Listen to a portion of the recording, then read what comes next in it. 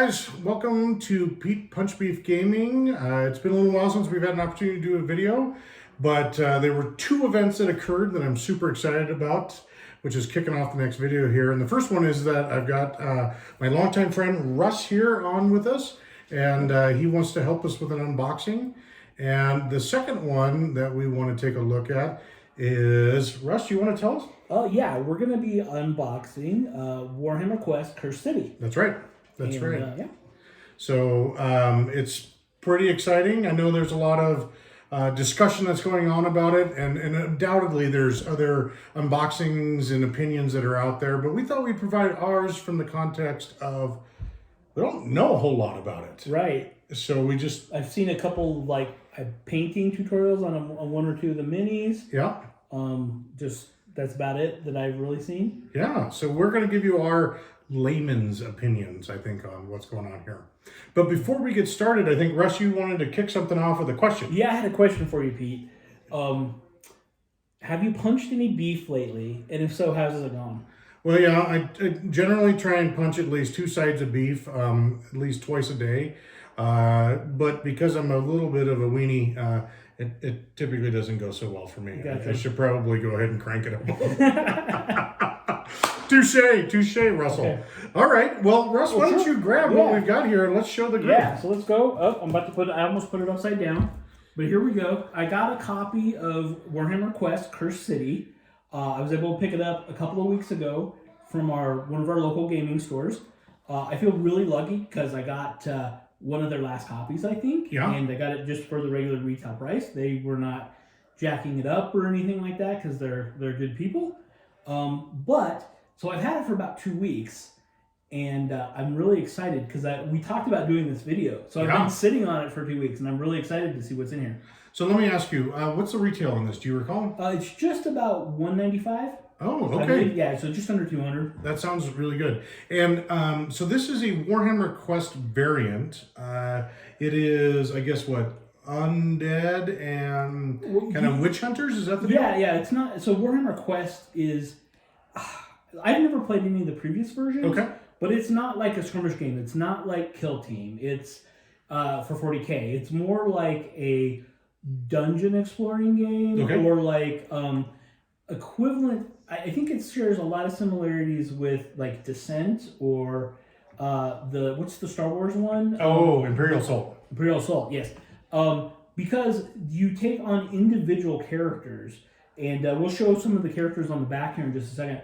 But it's let's say it says for 2 or more players, and so I think each player could take one of the characters if you have enough people, and then there are monsters. And the part that I'm interested in, one of the things that I don't know yet because I haven't watched any how to play videos or anything, are the monsters that you run into. Is there a player that controls the monsters, or is it are they automated like a Kingdom Death type of game where there's a deck that runs the monsters automatically? So I'm interested to find that out. Yeah, and I'll tell you, I haven't played a Warhammer Quest since high school, and which is probably painfully evident. Well, that was many years ago for me. But it was the original Warhammer Quest. In fact, I think I've got my priest model that I originally had with it. I called him Brother Dumas, Dumbass. Yeah. Brother Dumas. He was a very reverent preacher, but I enjoyed him. Hey, what do you think? Before we bust into the unboxing, should we read the back? Yeah, and show them. It's got some nice pictures of the painted up versions of the minis on the back too. Yeah, so what I'll do here is I'll slip in a couple of photos once we're done while we're talking here. But I'll read this. At the heart of this Saish, the ancient city of the Ulfkarn stands upon the precipice of doom. The cruel vampire lord Radukar, the wolf, has transformed his once proud city into nothing more than a feasting table for him and his cadre of malicious servants. So Warhammer Quest Cursed City is a cooperative game for 1 to 4 players. You take on the role of a band of desperate heroes trapped within the Ulfkarn's walls. Every journey you embark upon is a race against time. For when night falls, anyone left in the city street will face full fury of Radikar's undead servants. Empowered by the potential death magic of the Shyless your Saish deer. Your ultimate aim is to destroy the vampire despot, but you first destabilize his tyrannical rule. If you're to discover his secrets, by which the wolf and his lieutenants have rendered themselves immune to death. Yeah. I'm sorry. Yeah. That character Radakar the Wolf is the vampire lord. Yeah. So, and then he's got some minions, and then there's a good number of, I don't know exactly, 8 heroes. If we look right here, so it says this box contains a 40-page rulebook, a 56-page quest book, 16-page War Scrolls booklet. And correct me if I'm wrong, Chris. War Scrolls are used for Age of Sigmar, right? Yeah. Age of Sigmar. 22 double-sided board tiles, 138 cards, 180 tokens, counters, and markers, a whole bunch of dice, 28 dice, one Ulfkarn in Peril envelope, which is like a secret envelope. Yeah. And then the miniatures wise, there's 8 different heroes, and Radakar the Wolf. And then there's a whole bunch of individual different monsters. I'm not going to read them all out because there's quite a few. But then when we open it up and look at the sprues, we can see the different monsters. Yeah. So a couple other quick facts. It says playtime is probably 2 to 3 hours per session. And for those with youngins at home, or perhaps you're young and interested in getting into this, they're calling 12 plus for what it's worth. Okay. I don't know. This thing probably weighs 7 or 8 pounds. It's pretty hefty. It's pretty significant when you get right down to it. So, tell you what, why don't we get into cracking this sucker open? Let's do it. Okay. So, let's give you a quick shot of what's going on in the box. Russ, you want to walk them through what we got here? So this is the back of the box here, and let me scoot this over a little bit. We've got all the heroes across the bottom. They're all named. Melda Braskov looks like some kind of female knight. Jelson Darrock is like a witch hunter character. Dagnai Holdenstock is like a dwarf with some kind of crazy harpoon gun there. Yeah. And then Qualintus the Exile. We can see that one. That's the elf, a wood elf. Then you want to go ahead and do the other ones there, Chris? Yeah, I'll just slide them over here. Get them all framed up here. So it looks like we've got Galero Van Alten III, Octren Glimskry, Salonia Zeitengale, and Brutog Corpse Eater. And then looks like we've got just a number of... Yeah, and then here's some of the bad guys. This is Radakar the Wolf up here. Yeah, let's tip him up just a little bit here so people can see him. Yep, and these are nice painted versions. And then it looks like Trogalos the Chamberlain looks like some kind of a minion character. And then you've just got some of the other ones. You've got a Deathwalker zombie, an Ulfwindwatch skeleton. Point those down a little bit. Sorry, get those in frame. And then there's just several others. And then there's just a nice big shot of like a wide shot of the board. Yeah. So let's open it up and see what's inside. All right, very good. So here we go. So this is where I'll cut it out. Yeah. You got your knife right over there.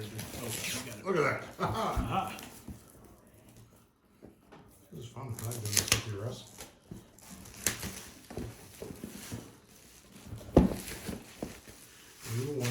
Maybe what we can do is I'll have you crack the top off so they can see it's unpacked, and then you grab whatever the first thing is out, and then slide the box over, and then I'll feed you stuff. Okay, so let's go ahead and open the box here. We got the Cursed City, so you get a big shirt. You get a good shot of this here. It's a very tight fit. There we go. So I'm gonna put the box split over there, maybe. Yeah. It looks like we got a bunch of sprues on top. I'll grab these 2 white-ish ones first. Okay, let's get this out of the way. So let's see. It looks like these might be the heroes. If I put it here, this first one looks like we've got pieces for the ogre. Yeah. I forget his name. And the dwarf with the harpoon gun down here in the bottom. I'll make myself useful and figure that out for you. They're on the side there too. I don't know if their names are on the side, but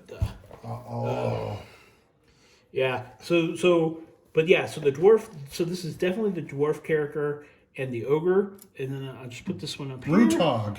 Brutog, and that's the ogre and Ganai. Okay, and then this is the larger sprue with a bunch more. It looks like this is the cape for this here is the cape for the female knight.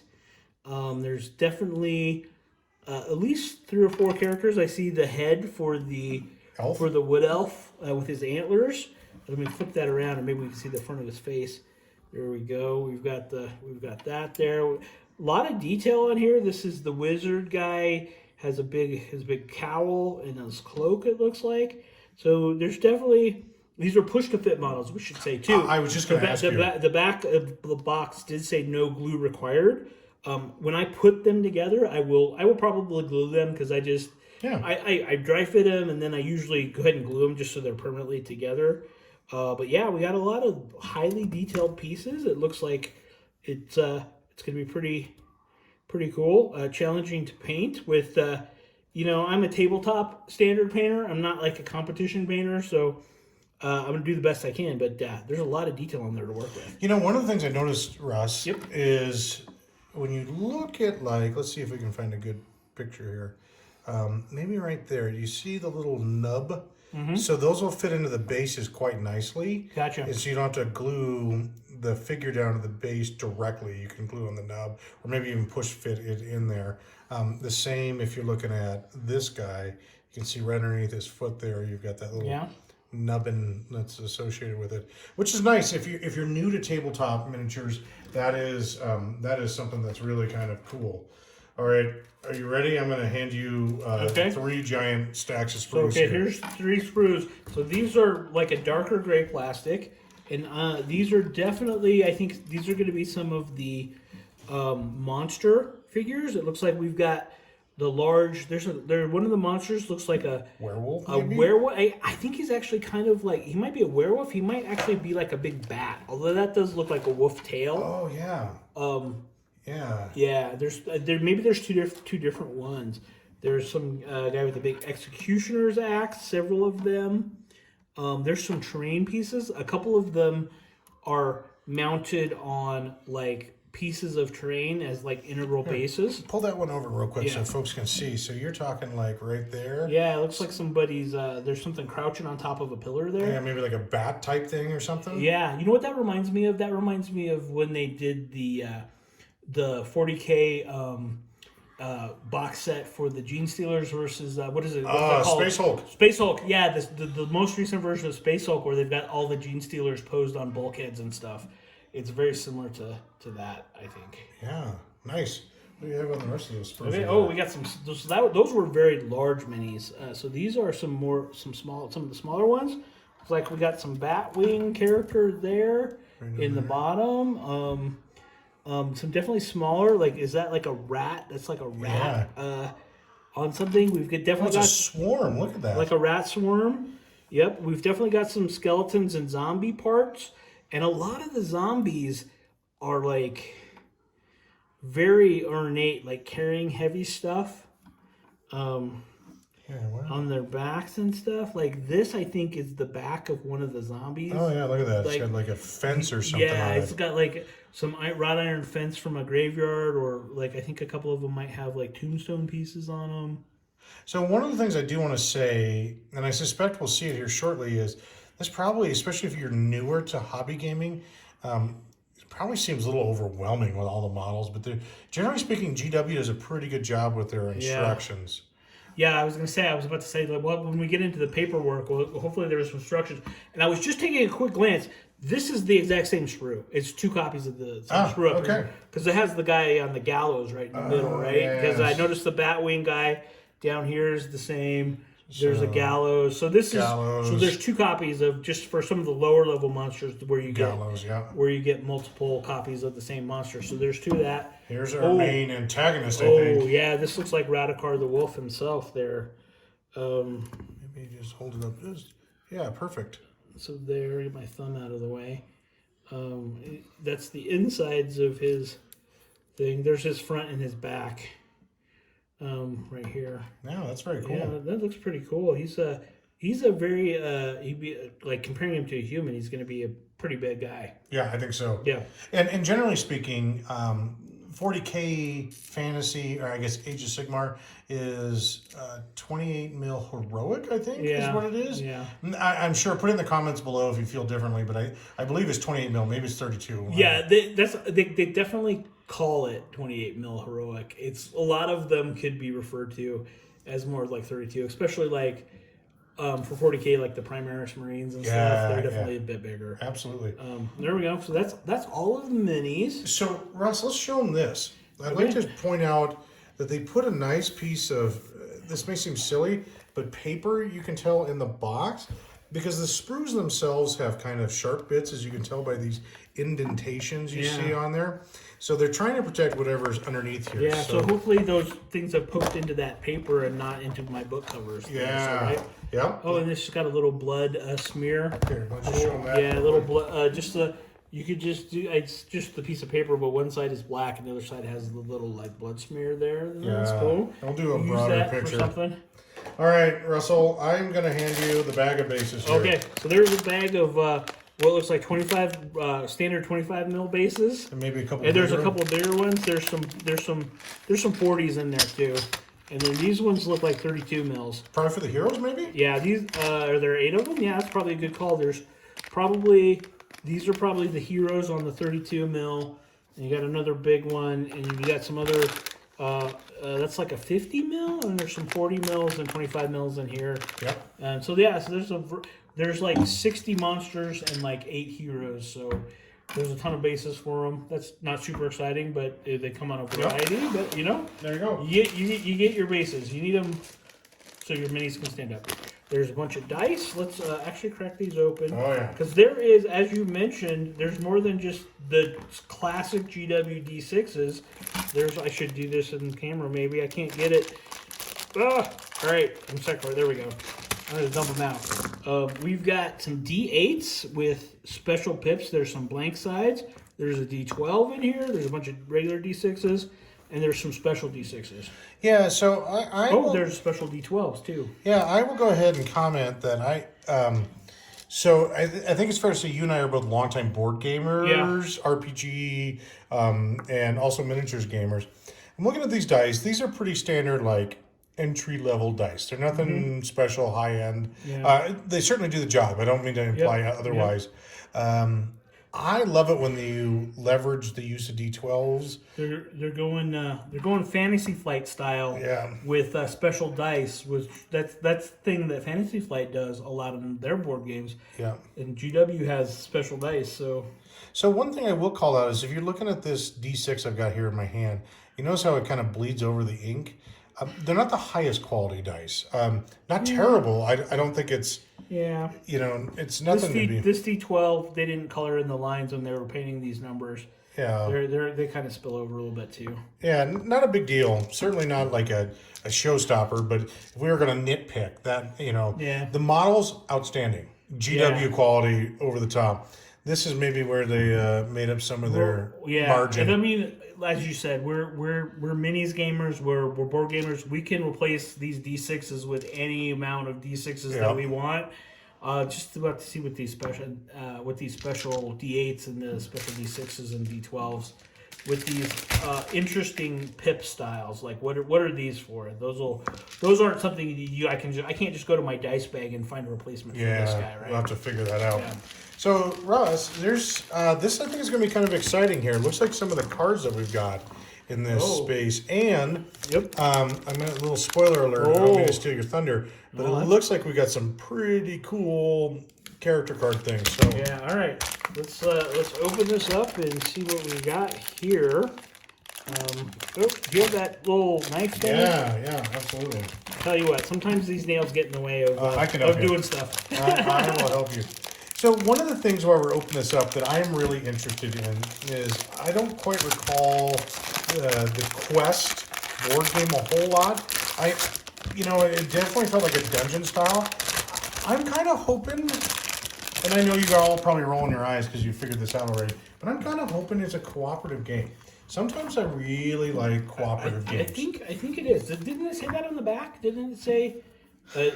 Maybe I just imagined that part. I think it implied it, but So here, this is Ulfenkarn in Peril. This looks like a little. So this is one of the larger cards. This looks like a here. Let me scoot here. I'll get this out of your way. So put this in the middle. That's like it looks like a little status card or a dashboard where you're gonna put tokens on there to track various things, maybe. Yeah. And then, all right. So let me scoot that up out of the way. Then there's various cards for the monsters. This is looks like a stat card for Radakar the Wolf. You want to pull those out of the way? Yeah, and it's double-sided. What's on the other side? So this looks like Radakar the Wolf, and then this looks like when he's empowered, whatever that means. Okay. So, just a couple quick observations. Damage 4/5, 2 red dice. Oh, yeah, that's very along the lines of, like I said, some of the Fantasy Flight games where the weapon damage tells you a certain number of like red dice or blue dice or whatever. Yeah, and look, it's got a behavior table too. So, and all the special rules. So I think now, Russell. And what is that? So behavior, Dark Majesty, remove all wounded counters. So it looks like that's directions on how to what they're going to do. So maybe there's not a player that does that, and it's just all the players are actually playing the heroes. Yeah. Okay, so there's another character here. He looks like some kind of lich or something. He's called Gorslov the Gravekeeper. Pretty cool. Yeah, and he's another one, like a mini boss or another one of the more powerful ones, I'm going to guess. Yeah, something like that. Yep, and then right here we've got Trogalos the Chamberlain. And just another one of the characters. He has special rules. He's got a behavior table, all kinds of stuff on there. And each thing is like, yep, there's an empowered side and a non-empowered side. And it looks like some of them are flipped over. And watch Captain Halgrim, and he's a skeleton, so he's one of the bad guys still. Yep, just same thing. Yep. They've got special rules. Behaviors. This is the one that the giant bat creature. It's called a Vargskire. I think so. Yeah. Yeah, that's my best I approve. attempt at pronouncing that. That's Pete PunchBeef approved. Alrighty, and we got Kosargi Night Guard. Yep. Also looks like some kind of zombie or skeleton warrior guy. Yep. Okay. And this is definitely one of the other vampire characters. Oh, yeah. Vicros Bloodborne. Yep, and he's the one that's perched on, hanging off one of those pillars there. Oh, yeah, here we go. This is a great little picture of one of the zombies. Dead Walker zombies, and he's got, like, that piece of graveyard fence, like, on his back with some other bits and pieces attached to him and stuff. They're undead. They're mindless. They can't complain. If you're going to load them up with chores, go for it. Yep. Okay, and it looks like we got the corpse rats, which are a rat swarm that we saw on there on the base as well. That's one of my favorite models. There's also bat swarms in addition to rat swarms, so that's cool. And then the last one of these is the Ulfen Watch, which looks like the regular skeletons. Yep. So there you go. It's kind of Nordic in theme. Yeah. And then in the same size cards, we get into the hero cards. So there we go right here. There's the first one. And it looks like, so if we look, just to look at the parts, you got the character's name at the top. And you got some boxes, and it looks like these boxes might be designed to put dice. Yeah, it kind of looks like it. Like to track the status or something. You've got some weapon actions. And then a section that calls out the unique abilities. You got a nice portrait. And then here you've got agility, movement, vitality, and defense, which are apparently the stats. And you got some kind of, you look like you could put a token there for which item your guy's carrying. And maybe you put cards down there. Armor and weapon cards. Yeah, there we go. And then here's the, I don't know, this might be... That's the same guy. Is that just a different version, or? Well, yeah, one side's yellow. Yeah, one side's yellow and one side's So maybe the Path to Glory is what indicates that. Oh yeah, so I don't know. Maybe one's a leveled up version or something. Yeah, something along those lines. Okay, yeah, we'd have to look at the rules. So you got the same thing, and then there is a section on here too that says what size base they have. It looks large size base. So you got your other one, Cleona Zeitengale, and she looks like some kind of priestess or something. She's kind of cool looking. I like that hood. Yep. And then here's the the dwarf. Here's the dwarf. Caradon Overlord. Oh, he's a Caradon Overlord, right? Because you're not just dwarves anymore. In Age No. of Sigmar. You guys have to forgive me. I am not up on Age of Sigmar lore. I haven't touched the fantasy since they changed it to Age of Sigmar. So this is my first foray back into the old world. Yes, well that's okay. So, I think we. It's totally so dwarves or Caradon Overlords, depending on your particulars. And so here's your other guy who looks like some kind of nobleman character. Oh yeah, Galariel Van Alten III. And then you basically have your stats for him. That's pretty cool. Yeah. Here's your ogre, Brutog Corpse Eater. Yeah, that's pretty cool. Okay. And the next one, we have the female knight, Captain Imelda Braskov. Oh, she is super cool. Look at that eagle on her shoulder. Oh yeah, that is huge. Just So is that like a griffin head, you think? Oh god, it's gotta be. Okay, and then here's our wood elf character. Look at those. Qualthus the Exile. They're kind of like Nordic braids, you know what I mean? Like when you watch Vikings, like a shield maiden. Those are super awesome. Yep. And then I pushed this guy to the bottom because I think he's the coolest. He's the witch hunter. So I saved him for last. Jilson Derek. And he looks so cool. Bring that up a little closer to the camera. I'm gonna zoom in on this picture. I like his hat. Oh yeah. Mine won't be painted nearly that well. Well, maybe you could buy a hat just like it when you're playing outside. Okay. Yeah. All right. Well, very cool. Right, so there we go. So that's all the big cards that we got. You want to fan through what we've got here? Yeah. Obviously, we're not going to go through everyone. This is a giant deck of cards. Yep. But what are these cards? These cards look like there's some weapon cards, empowerment weapon. So there's various different kinds of weapons here. These are all weapon cards so far. It looks like different types of things. Okay, so here's some armor cards. Amberbone anklets, because that's a type of armor apparently. Yeah. Yeah. Must be magical. Yes. I don't think the ankle bracelet. Yeah, I have an ankle bracelet, therefore you can't stab me in the face. And then there's all the armor ones. So a good third of that deck is just armor or weapon or armor cards. Yeah. And then here's some encounter cards, and it looks like they've got a table that goes. This is like a D6 table that goes 0 to 5, and it's got different things. So like if you were to roll a 1, you're gonna fight 3 bat swarms. Yeah. If you roll a 4, you're gonna fight 5 bat swarms. Oh, I totally agree with bats. So Chris, Pete, your rule of just rolling high is gonna bite you in the ass on this. Because we're gonna want to roll low to get less monsters. That works. Maybe. Sorry, Can I say ass? Yes, you can say ass. Okay. We're totally good. Okay. So there's a whole bunch of encounter cards. And then here's some exploration cards. And that looks like it might be used for map building. Like, the various tiles. Like, maybe this is what the next tile you put out. Oh, yeah. That would be cool. Yeah, so that'll be interesting to see how that works.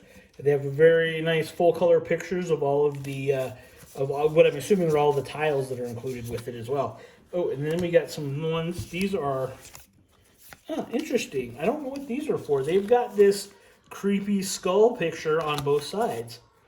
Yes. So yeah, I don't know. So I will say. Oh, you want to show some of the backs of those? Yeah, I'll just show you some of the backs here. So we've got some those are the weapon ones, I'm guessing. Yeah, equipment. And then you've got these bird ones, which I think are the exploration ones. The explorations, yeah. Gotcha. I will say that these cards are nice, thick card stock, but they don't feel like playing card. Yeah. They shuffle okay. That's not a problem. They have a glossy coating on them, which is pretty nice, I think. I'd probably sleeve these just to preserve them. Yeah, I'm thinking. That's not a bad idea at all. All right, Russ, we've got one more thing in that, and then we'll transition to the next. All right. Ball of wax here. Then so we've got some smaller cards, and it looks like we've got this skull on the back, and then these are various icons. Isn't that the Sigmar's Comet right there? Kind of looks like it, yeah. So these are, I don't know if these are faction related or what these are exactly, but you got 4 white ones and you got 4 black ones. So or dark ones. So I don't know. Maybe half of them are beneficial, and half of them are not beneficial to you. I don't know. They look like some kind of maybe event cards or something. Yeah, who knows? Oh, and then we've got, so those ones are small. Those are like the small things. And then we've got some more of the normal size ones. And these have a key back. Yeah, these all have, this is another deck type or another card type. These all have some kind of key on the back. Discovery treasures. And these are, oh, okay, so this is, yeah, so these are your treasures, like what you can get for defeating monsters, I guess. And that's what, oh, not all the discoveries are treasures. Some of them are treasures, and then some of them are traps. There's some traps in here. It wouldn't be a good discovery without a trap or a crisis. Yeah, and there's some crises, and is that all? Oh, and then Realm Stone discovery. I don't know what that is either. That's obviously something you're looking for. And then the last section of these, I think these are reference cards. They've got your on the character cards and monster cards. They had traits, and so I think these are just reference cards to like what various traits mean. Yeah, probably so. And there's one, Lore Master, Executioner. There's a couple different kinds, Stalwart. Yeah, so it looks like there's 4 copies. Just so three different types of reference cards, 4 of each. So like for each player to have a reference card. Well, okay. So this, Russ, looks like it might be the instruction manual for putting the figures together. If you just want to phase through that. It says no glue required. So it's got the same nice artwork that's on the front of the box there. And then it looks like you are indeed correct. This is some pictures of the sprues in there, and then it starts going through with the guides done in typical GW fashion of like color coding some of the different parts so you can identify how to put your models together. And they do call out the various numbers like A16, A15, so you can if you can't recognize it just from the shape, you can hunt down the actual number on the sprue. And then so this is I think the entirety of this book just goes through and shows you how to put together all the models, which is nice. Because sometimes with these push to fit ones, you got to get the right parts. Like if you can't get the wrong head or the wrong chest from 2 different zombies. Like if you have the back of one zombie and the front of another zombie, it's just not. They're not necessarily going to go together. So yep. You got to get the right ones to fit together. Yeah, so that's what that is. That's a book to guide putting your models together. So this is the War Scrolls book. So this is going to have, for you AOS players in there, so this is the middle of the book. It's got more, they're borrowing the art from there. And it's got So if you want to take your heroes, if you want to take Radakar the Wolf right there and put him into one of your Age of Sigmar war bands, you can do that, right? Is that what that's what this is that's for? right. So the keywords are down here. So Death, Vampire, Soulblight, Hero, Wizard, Vampire Lord, Radakar the Wolf. Okay. And then all the rules associated with what he does. So so obviously you'd have to pick a warband that's compatible with those traits, right? Correct. Yep. Okay. And so that you've got that for both the vampires and the undead and the heroes as well. If I was even the zombies, you can even make a unit of zombies. It looks like. So if you're big on say the Caradon Overlords, there you go. Yep. Cool. That's pretty cool. Nice. All right, Russell. So here's the next one. This one you can't open up yet. Very explicit instructions. This is sealed. This is almost like one of the legacy type board games where you don't open this secret envelope until you reach a certain point in the game. So that's cool. That's mysterious. Sure. What is it? Oh, let me get it back here. What does it say? It says, Ulfencar Imperial Envelope. Do not open until the final assault decapitation journey has been completed. Oh man, that sounds terrifying. You gotta wait to lose your head and before you can open that. So here it looks like the quest book for the missions. If you want to crack that guy open. So this would be equivalent to like scenarios, like a descent type game where I'm wondering if this is gonna give us a specific layout of. There's some new artwork there. So there you go, Masters of the Cursed City. It gives you some background on the city itself and the individual characters. There's a section on Radakar the Wolf. There's a section on the Vicros Bloodborne and the Watch Captain and various other ones. Denizens of Darkness. This is just in general.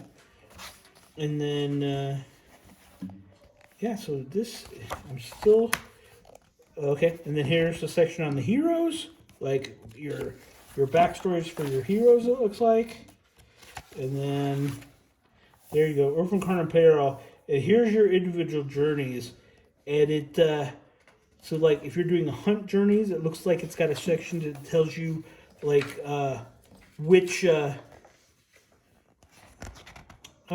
this the individual ones? It says on page 20. Okay, yeah, so here's the hunt maps. So this is just like a mini table of contents here, but when you get to the individual ones, when you want to play the alleyways, it gives you, here's the layout for the alleyways. So when you want to go play the alleyways mission, this is how you set up the board. Got it. Okay. If you want to play the barracks mission, that's this one. Punishment Row. So it goes through all the various maps for the different areas. And it looks like, okay. And then there's different sections. So those were all hunt journeys. These are scavenge journeys. I guess they probably have different things. Like if you're scavenging, maybe you're trying to look for equipment and treasure. Side quest or something? Like maybe? hunting, you have the objective of maybe killing stuff. I'm just guessing. Well, Deliverance journeys. Oh, decapitation journeys. Let's just read what is that. What is a decapitation journey? There are 60 different decapitation journeys in the Ulfenkarn Imperil quest. Each has its own rules found on the following pages. During the pick hero step, if a decapitation journey has been picked by the leader, the players must pick heroes that have reached the prerequisite level. Okay, so that's just talking about how to do it. So anyway, yeah, so interesting. And then there's a list of a bunch of crises. Oh, it looks like kind of choose your own adventure kind of stuff. Yeah, it's like you might get something that says choose crisis number 20, and then it says Vengeance from Beyond is crisis number 20, and then it does certain things. Don't read it ahead of time. No, I just read the title. That's all. So this is it's definitely kind of does have a choose your adventure vibe where it's like do number 65 or whatever. And there looks like there's over 100 different ones. Holy smokes! 100. Oh yeah, going up. That's a lot of stuff. Excuse me. Yeah, there's a whole bunch of crises. It looks like the next. Looks like the next section is some. Let's see. Looks like it's got the Fell Guardian. I'm not sure. Is this another quest? Kind of looks like Hostile groups. It's got a layout. Yeah, interesting. So this is all the different ones.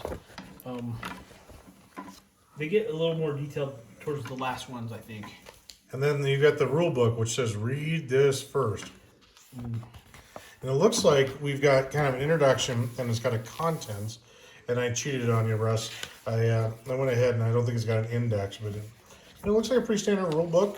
It's making sure you got all your parts. Parts and pieces. It looks like it's about 40 pages. The one thing it is 40 pages. One thing that's really nice is you can use this as a painting guide, too. Oh, yeah. So if you're like wondering, it doesn't call it which paint specifically you'd want to use, but you can use it as an eyeball on the whole thing.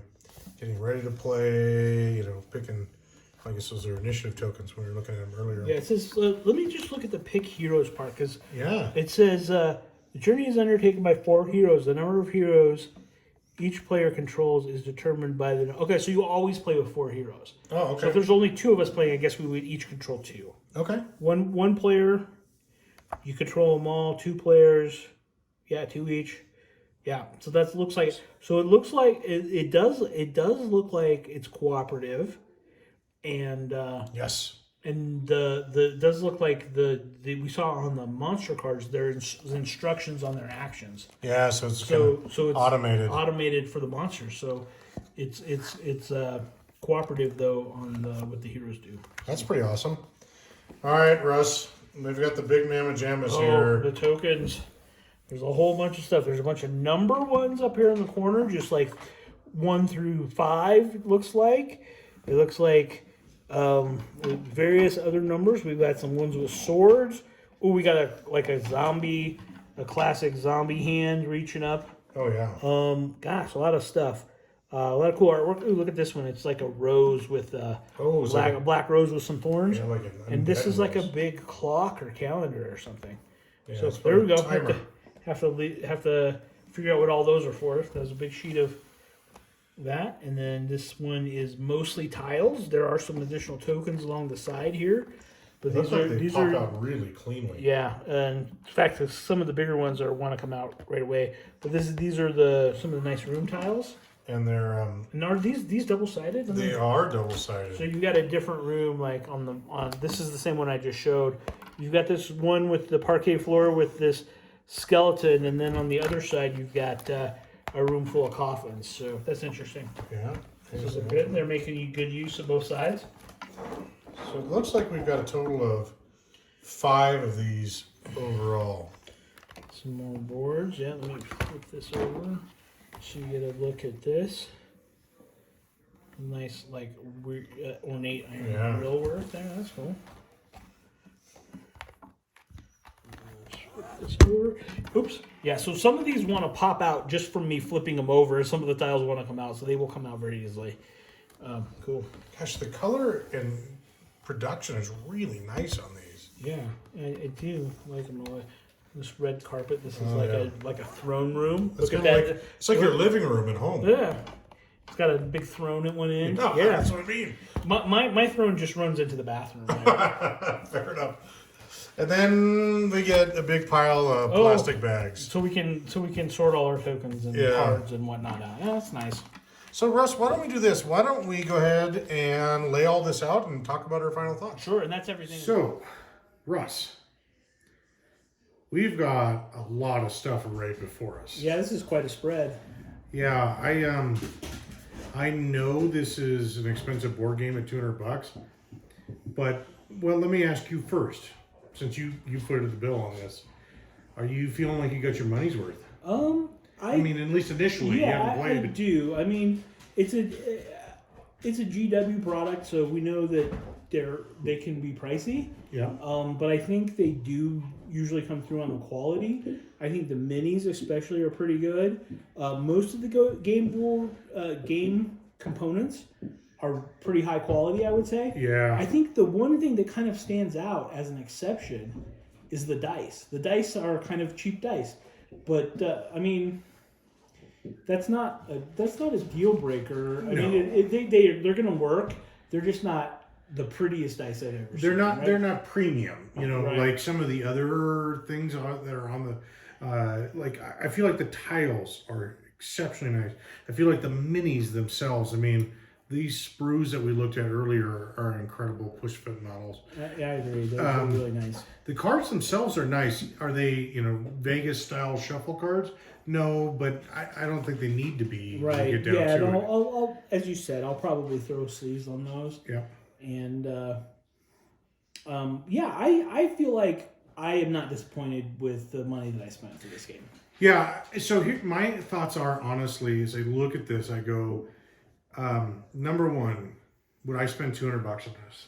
And I think the answer is yes. I mean, there's a lot of good stuff in here, and we haven't even played the game when you get right down to it. Right. We're just like, there's going to be, for me, a good amount of enjoyment just putting the models together and painting them. That's for me. I know some people are just gaming, but I do enjoy the painting aspect of the hobby. So that's a good number of hours right there just on itself. And then the gameplay should be pretty fun too. Yeah, and the other thing too that's of interest in my mind is there is Age of Sigmar crossover here.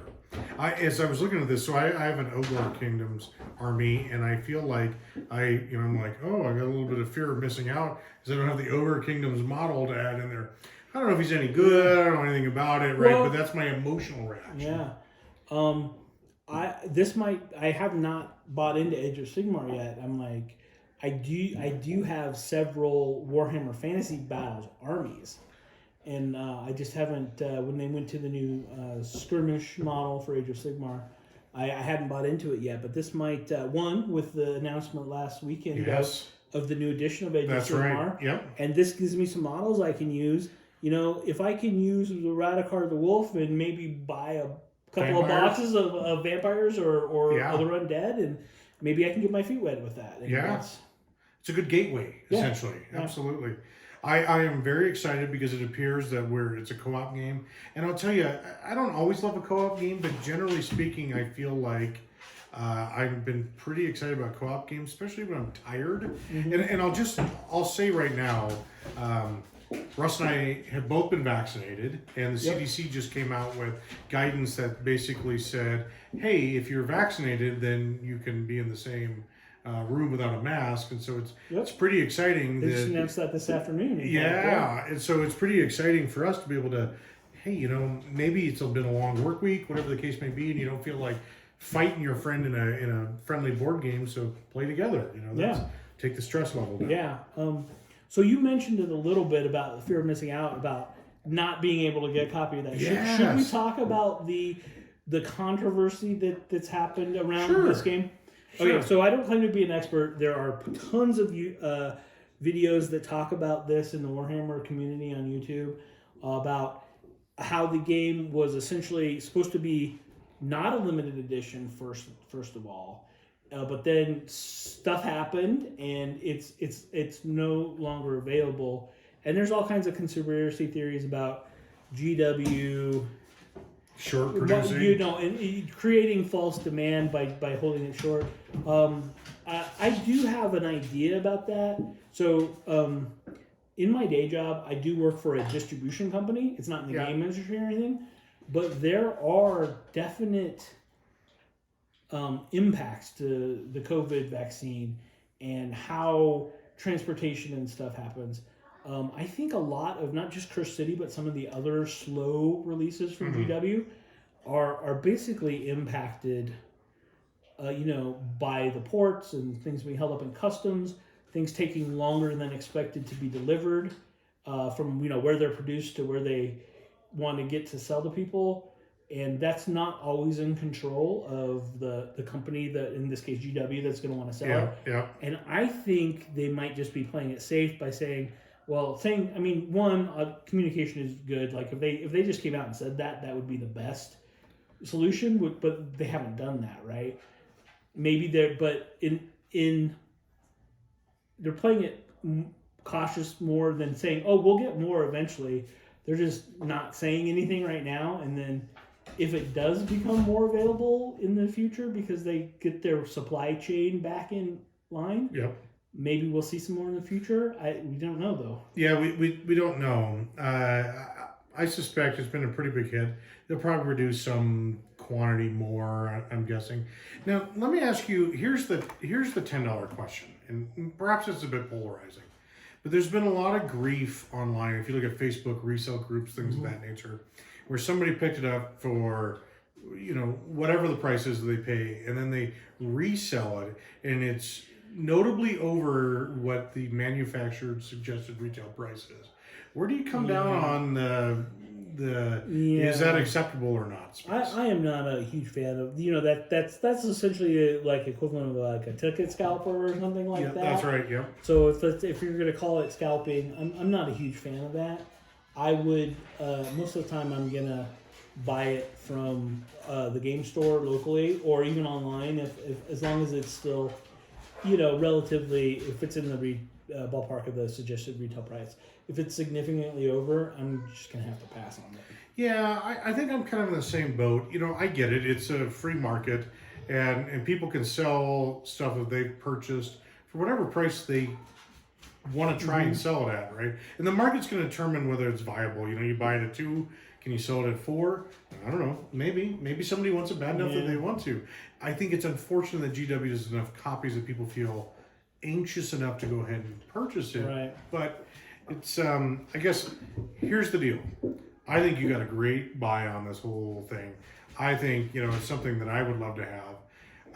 But I'm not willing to pay a scalper a nickel over what the MSRP is. Right. If I can pick it up from one of our local shops, totally. If somebody got an extra copy because they know supply and demand short and you know, they got 2 copies because they ordered 2 copies from 2 different shops, and they want to sell for retail. Sure, but I guess I don't begrudge the individual that says, hey, I'm willing to spend $250 on it because it's something I really want. Sure, I guess I get it. Yeah, I wouldn't do that, but you know, that's part of the deal, right? That's part of the capitalistic economy. Yeah, arbitrage. Let me get right down to it. Yes. So, anyway, well, Russ, any final closing thoughts? Well, I think as far as this goes, I'm going to be excited to start putting the models together and maybe painting 1 or 2. And then I should, I think we should try and play it before, like, let me paint up a couple of the heroes and maybe not paint all the monsters. Sure. We get them together and we give it a go and see what yeah, it's like. Do a little post-play video. That sounds like a great idea. I think this is great. It's almost as good as having you join us on the video, so thanks for coming out, Thank Russ. you for inviting me. Yeah, and I know, again, many of you who've watching this probably have had an opportunity to see it before, but this is the take of 2 guys that don't know a whole lot about it. Certainly, I don't know that I feel emotionally invested in it. It just looked cool, and I'm glad you picked it up. Yeah. And we want to do a video on it. Yeah, and I was interested in it when I first saw it, and then I saw, it's like you can't find it anywhere. And I walked into our local game store and there was like 2 copies sitting there, and I said, I'll take one of those. Done. And then hopefully somebody else who wanted it got the other one. That's right. That's exactly right. An MSRP. Yep. All right. Well, thanks everybody. I appreciate you tuning in. If you like what we're doing here, please like, subscribe, leave a comment if we got something wrong or you feel like we missed something. And I suspect we'll have Russ back before too long to help us with the next video. Cool. All right. Thanks everybody. Thank you. Take care.